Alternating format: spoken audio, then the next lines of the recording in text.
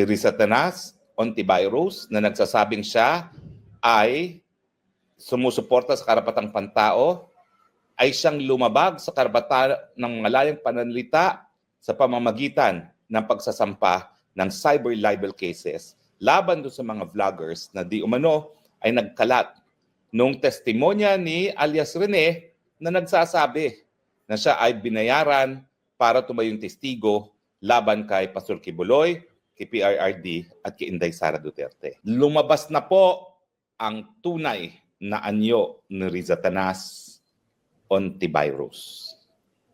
Alam niyo po kasi, itong si Rizatanas Ontiveros, noong mga nakalipas na mga panahon, medyo magkakampi pa kami niyan. Kasi po, ang kanyang PR, siya ay taga-suporta ng karapatang pantao. Siya daw po ay isang democratic socialist. No? Hindi daw sila komunista, sila daw po ay kabilang dun sa, sa umalis na CPP-NPA, pero sila ay nagnanais din na magkaroon nga ng kaparehong pagnanasa na magkaroon ng pagbabago sa lipunan, pero hindi gumagamit daw ng dahas. So nung siya'y ganyan, talaga naman pong ako ay supportive din, no? Nung mga unang panahon.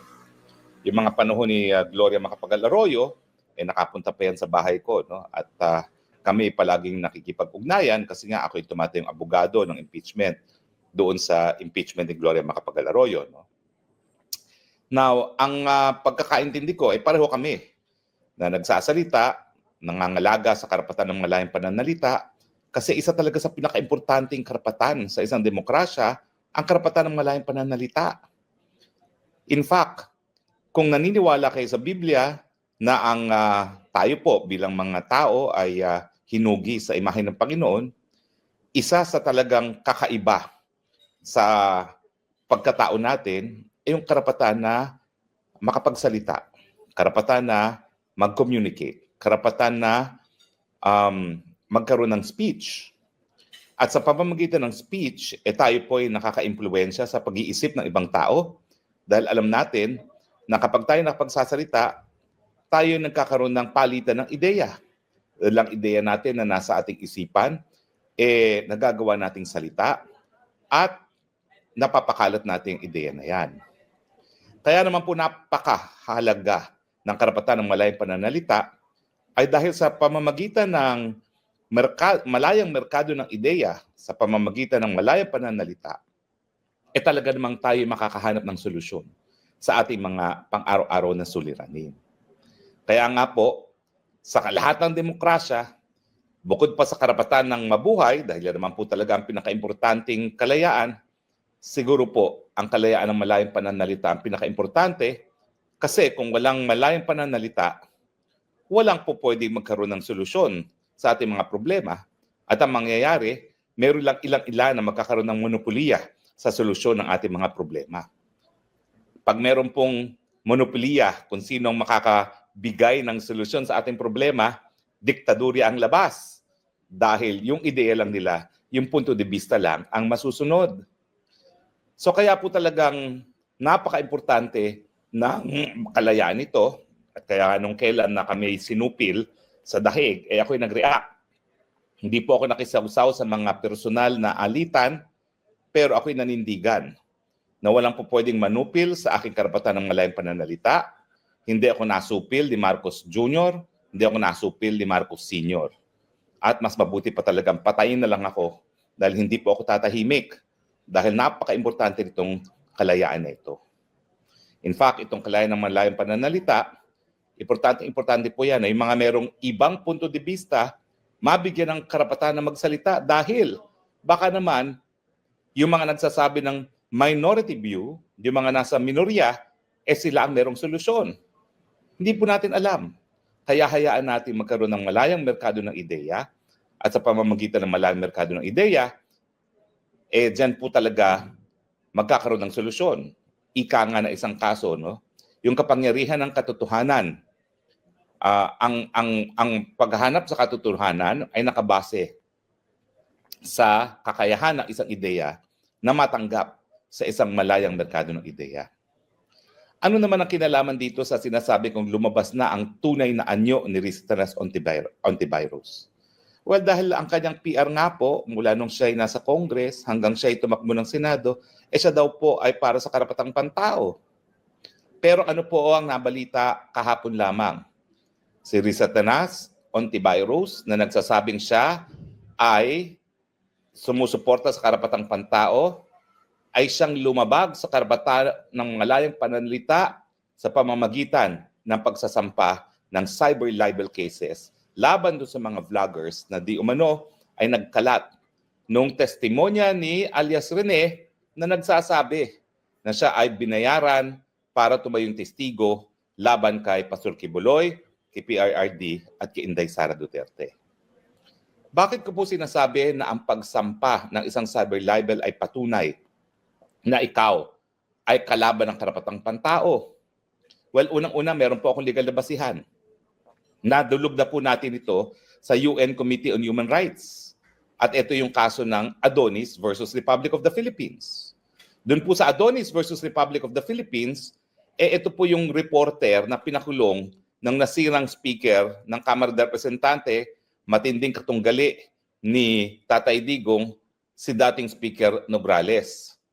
Pinakulong niya isang reporter na hindi lang po nag-ulat na nahuli ng asawa ng babae na kasama nakasiping ni Nograles, itong ang si speaker, at dahil itong asawa ay nasa militar, nagtatatakbo na hubo-hubo sa isang hotel sa Makati itong nasirang speaker Nograles. Ito pong dahilan kaya hindi po kami ever naging magkasundo nitong mga Nograles. Dalawa pong magkapatid yan, tatlong magkapatid yan, dalawa nanilbihan silang tatlo nanilbihan sa Kamara at isa ay naging kasama pa sa gabinete. At alam naman natin kung anong ginawa in the end. Matapos ng ma-appoint ng 2 beses ni Tatay Digong sa Commission on Civil Service at bilang miyembro ng gabinete, linabanan ng Tatay Digong at sinasabi na hindi daw ako para mamuno sa Davao ang Tatay Digong. Alam niyo na kung sinong Nograles yan. Pero siyempre, kung ano ang puno, siya rin bunga. Kung bulok ang puno, bulok din ang mga prutas. At puro bulok naman yung anak niya talaga. In any case, nung isinawalat at isinadula pa ni Adonis yung pagtatakbo na hubad-hubad ni Nograles, siyempre, ang Nograles, Speaker of the House, ginawa ng paraan. Sa Davao niya sinampa ang kasong libelo at miski hindi po nakapag-participate itong si Adonis, ay siya'y nahatulan na guilty. Nung nalaman ko siya nakakulong na sa Davao Penal Colony, sabi ko baka naman pwede nating tulungan yan dahil bilang isang profesor ng international law at international lawyer, ang sabi ko, may remedyo dyan. Dali natin ang kaso sa UN Committee on Human Rights. Ano ba itong UN Committee on Human Rights? Ito po ay isang treaty monitoring body. Ang trabaho nila ay binabantayan ng mga bansa kung sila ba ay tumutupad sa kanilang obligasyon sa mga kasunduan tungkol sa karapatang pantao, kasama na dyan yung International Covenant on Civil and Political Rights, kung saan nagsasabi na wala dapat batas na ipapasa ang kahit anong bansa na sumusupil sa karapatan ng malayang pananalita at malayang pamamahayag. Now, ang sabi ko, at ito yung kauna-unang pagkakataon na nagkaroon ako ng chance para ma-meet si Tatay Digong at makipagtrabaho sa kanya. Sabi niya, totoo ba na may ganyan? Sabi ko, opo. Pwede pong mabaliwala ang mga desisyon ng lokal na hukuman kung ito po ay labag sa ating mga obligasyon sa larangan ng karapatang pantao. Sige nga, tignan nga natin yan. So yan po yung unang-unang pagkakataon, ako po ay nakapagtrabaho kasama si Tatay Digong. Nagwagi po kami nung dinala namin sa UN Committee on Human Rights. At ang desisyon ngayon sa Adonis versus Republic of the Philippines ay ang criminal libel ay labag sa malayang pananalita. Bakit? Well, unang-una, ang sabi ng Committee on Human Rights na binubuo po ng pinaka-respetadong mga eksperto sa larangan ng karapatang pantao sa buong daigdig, ay dahil hindi raw ito proporsyonal doon sa nais na makamit ng batas at ito ay protektahan ng privacy ng mga pribadong mga individual. Ibig sabihin, meron pong ibang pamamaraan kung ang ninanais ng batas ay maprotektahan yung karapatan ng mga individual na huwag paghimasukan ang kanilang mga pribadong buhay. At ano yung alternatibo na yon? Yung pagbibigay po ng civil damages. Hindi po pwede kasi na habang sinasabi natin na ang karapatan ng malayang pananalita ay napaka-importante sa isang demokrasya, dahil sa pananalita, may makukulong. Hindi po angkop yung pagkakakulong dun sa layunin ng libel law na protektahan yung privacy ng mga pribadong individual. At ang alternatibo dito ay yung pagbabayad ng danyos perwisyos pero walang kulong. At ang pangalawa, ang sabi ng yun nga po ng UN Human Rights Committee, hindi lang siya paglalabag sa karapatan ng malayang pananalita, merong alternatibo at ang alternatibo nga ay ang pagbabayad ng danyos perwisyo. Kaya po ako, sa dami ng mga fake news, sa dami ng mga pula sa akin, ni minsan hindi po ako nagsampa ng kahit anong libel case. Dahil hanggang ngayon po, bagamat nag-utos ang Human Rights Committee na dapat i-decriminalize ng Kongreso ng Pilipinas ang criminal libel, hindi pa po nagagawa yan. Pero hindi ko naman po pwede na sa dami ng mga maling sinasabi sa akin na masasakit na paninira sa akin, kahit ganong nasasaktan na aking damdamin, hindi naman po pwede na sinasabi ko na ako'y tagapagtaguyod ng karapatang pantao, lalong-lalo na ang karapatan ng malayang pananalita, tapos magsasampa ako ng libel. That's a contradiction in terms. Ibig sabihin yan, hindi ka talaga tagapagtaguyod ng karapatang pantao, bagamat ikaw sa iyong PR, sa iyong pananalita, ay nagdedeklara na ikaw ay isang taga-suporta ng karapatang pantao, pero sa iyong aksyon, pinapakita mo naman na sa totoo lang, ninanais mo rin supilin yung mga bagay-bagay na nababasa mo, narinig mo, na hindi mo gusto. Sa totoo lang po ako alam nyo yan. Siguro ako na ang pinakamaraming pula na natanggap sa lahat po ng mga opisyalis ni dating Presidente Duterte. At marami talaga pagkakataon na dapat nag-file ako ng libel. Kasi maraming mga nagsasabi na ako daw ay kriminal. Yan, si Risa Tanas Ontiveros. Ang dapat ko talaga unang-unang idemanda si Risa Tanas Ontiveros dahil sinasabi niya, kriminal daw ako dahil sa Pogo. Wala namang napakitang ebidensya na kriminal na bagay na ginawa ko noong mga panahon na legal ang Pogo dahil hindi nga po ako na-involve sa kahit anong Pogo.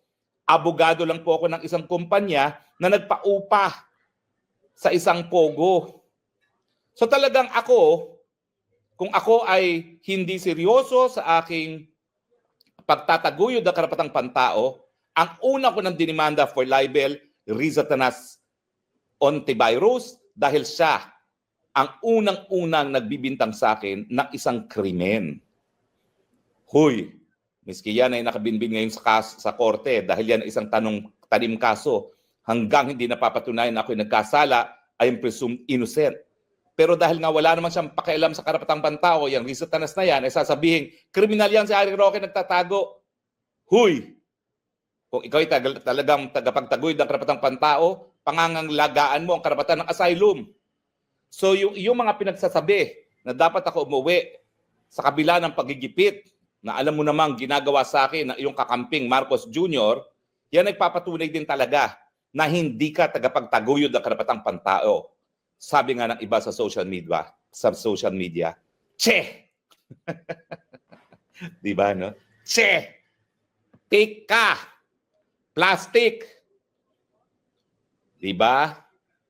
Kalaban ka ng karapatang pantao dahil ang iyong pagsampa ng cyber libel laban sa mga vloggers na wala namang ginawa kung hindi i-repost ang naging video testimony ni alias Rene na nakasulat din at sinumpaang salaysay ay patunay na ikaw, Risa Tanas Ontiveros, ay sumusupil ng karapatang pangtao.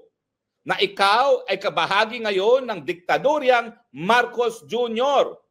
na susupilin ang lahat ng kalaban ng administrasyon.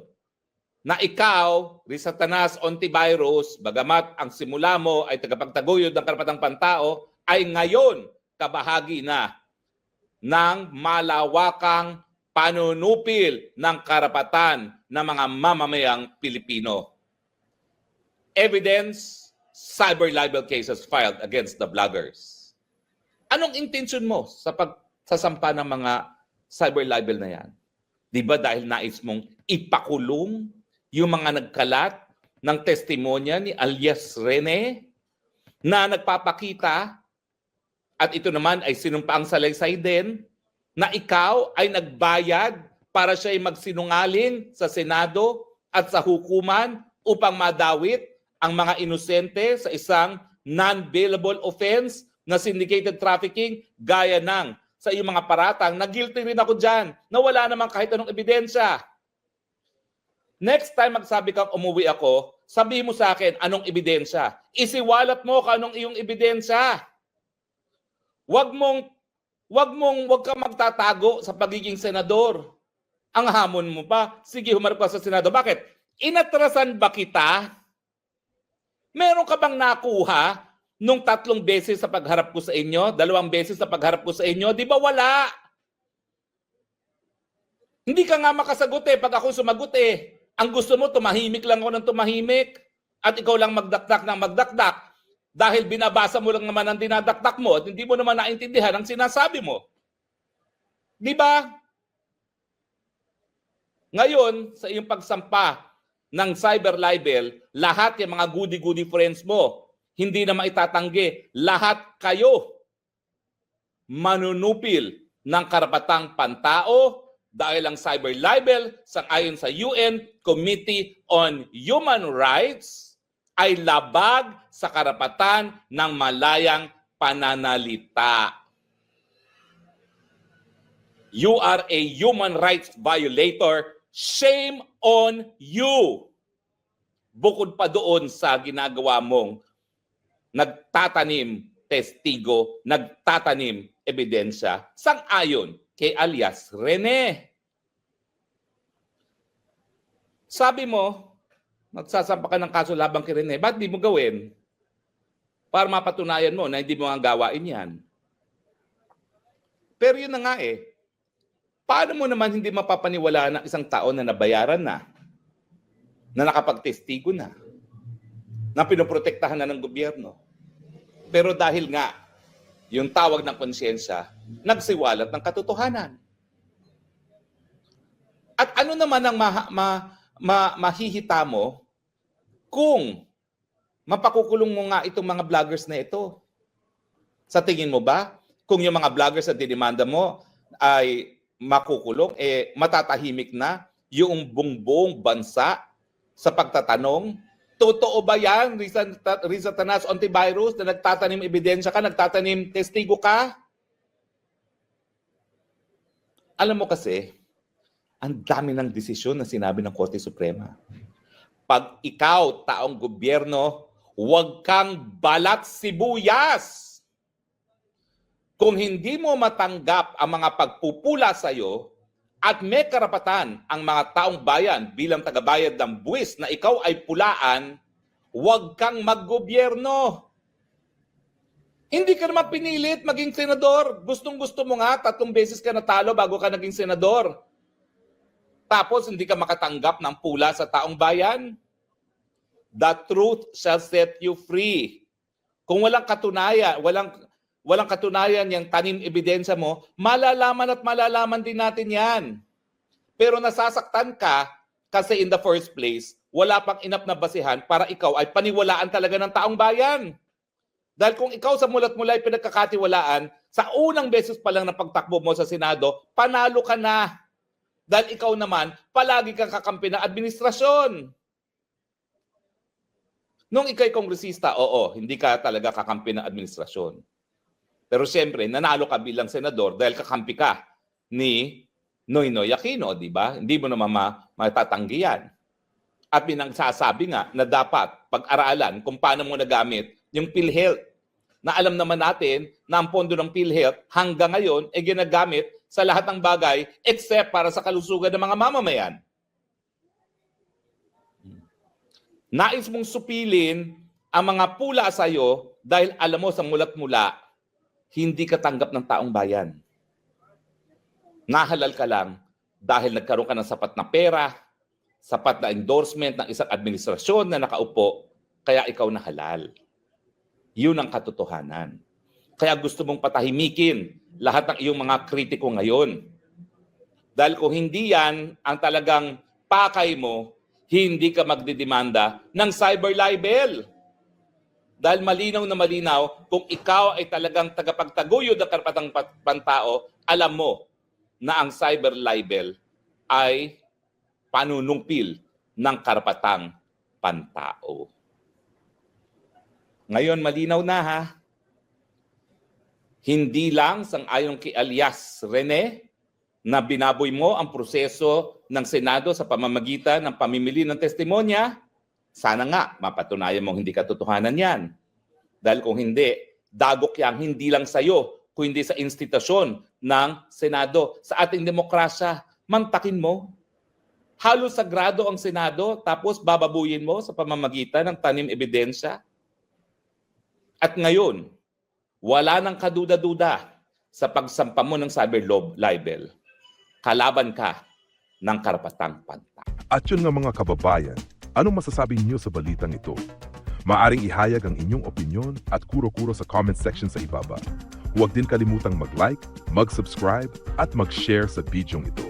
Maraming salamat sa panonood.